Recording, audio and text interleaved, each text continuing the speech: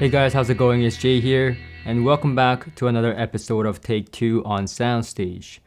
So today we're going to be taking a look at the Magico A1 bookshelf speakers, and this is a sealed bookshelf speaker, or stand mount speakers I should say, and this is a very special one.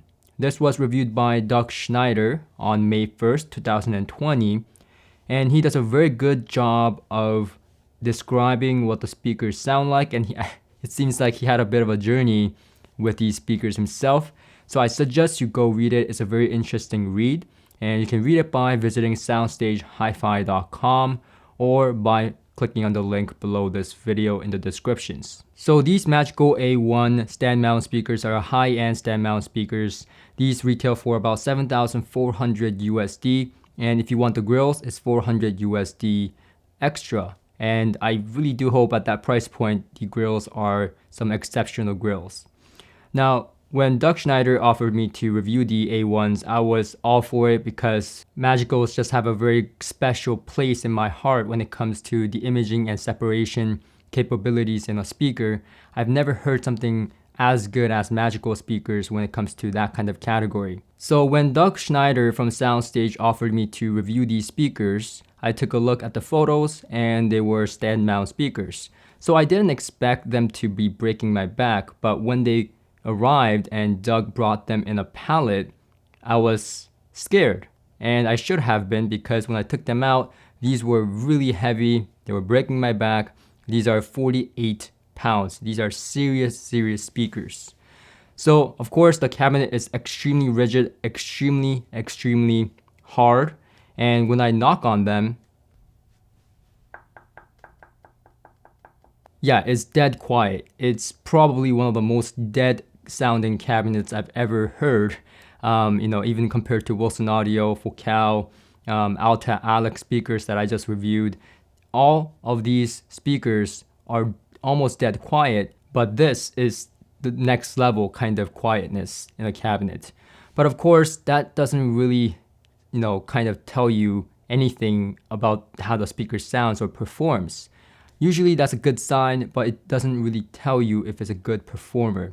A dead sounding cabinet can be quite problematic at times when it doesn't have proper bracing or sound dampening inside the cabinet itself, and especially when it comes to sealed designs. But of course, Magico knows what they're doing. They've been doing this for a very long time, and their cabinet and sound overall is very impressive coming from this small speaker. So along with the 1.1 inch beryllium dome tweeter and the 6.5 mid-range carbon fiber woofer with addition of graphene and foam added, it sounds very good. And let me tell you, not only are these speakers using high quality drivers, it's also using very high quality parts in the crossover.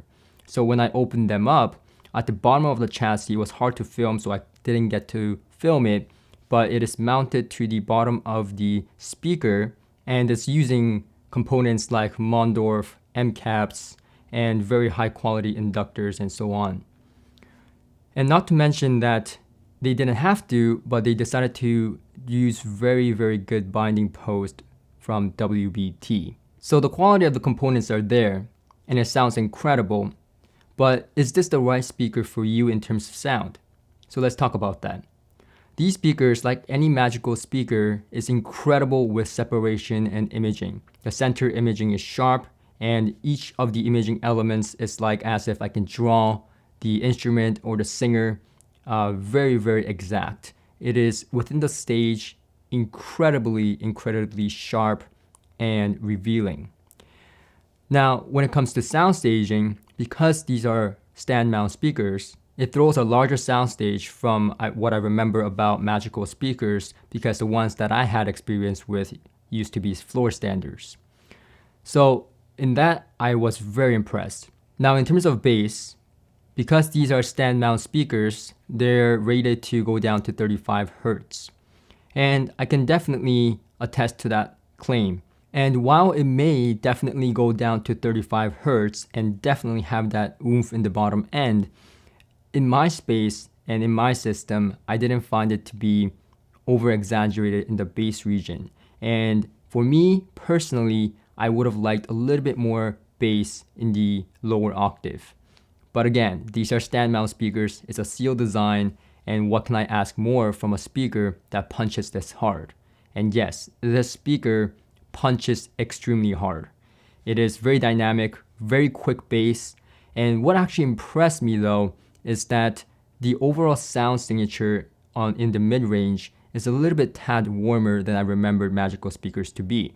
So it's not as clinical, it is not as analytical, and I really like that kind of musicality in the lower mid-range area. And when it comes to the mid-range area, a word that comes to my mind is precision. It is very precise. So for example, if I play an instrument in front of you and you hear sibilances coming from me scraping the strings across the strings, or I play a high-pitched note, you don't get to choose what you hear. You hear exactly as I play them. And that's exactly what you get with these speakers. If the recording has sibilances recorded, then you hear those sibilances and you hear those guitar scrapes and high-pitched notes to a very precise measure. So in that, this speaker is very precise, and if you're looking for a very precise speaker, very detailed speaker in the mid-range with a lot of detail, not only in the string of the instruments and high-pitched notes, but also in the body of the music, then this speaker is extremely good with that. So let me give you an example. I played a track called Trouble's What You're In by Fink, and in that track, the performer not only plays the guitar, but he also smacks it. And when I was playing these speakers, when he smacked the guitar, I jumped in fear that something fell in the house. And when my friend was over, he also commented that the smack on the guitar was so realistic that it was as if the performer was smacking the guitar right in front of him. So it does have that kind of a little bit forward presentation. And what did surprise me is that it is a full-bodied experience, is a full-bodied sound. It is not overly analytical or overly clinical to an extent where your ears are too fatigued in the mid-range. I found it to be a very good balance in being able to deliver that kind of detail, not only in the high-pitched sounds like I just talked about, but also in the lower register of the music. Now, when it comes to the high frequencies that I remember from Magico speakers is a ringing sound. It had a lot of information on the top end, very detailed, but at the same time, it was ringing. But when I hear these speakers, there's no ringing on the top end. It is dead correct. It's just precise. And it doesn't fatigue my ears with unnecessary information like it did with other Magico speakers in the past. But I found out that that was not the problem with the speakers in the past and even now with these speakers. What I found was that because I heard the other speakers in an untreated room before, I had those ringing and reflections going on that was really unwanted. Here, I have my room fully treated, and in this room, the high frequency is just precise. There's no ringing. Now, to test this theory, I moved these speakers into a room of mine that has no treatment whatsoever, and I got the exact same type of ringing in the upper high frequency area as I did in the past. So when you have these speakers set up in the right space with right placement, these speakers can be extremely revealing without giving you that kind of ringing effect. Now, these speakers are rated for 84 dB in sensitivity. So when it comes to component matching, I immediately went to my Kinky Studio monoblocks, and that's what I listened to throughout my listening session. And I also switched it to the name Supernate 3.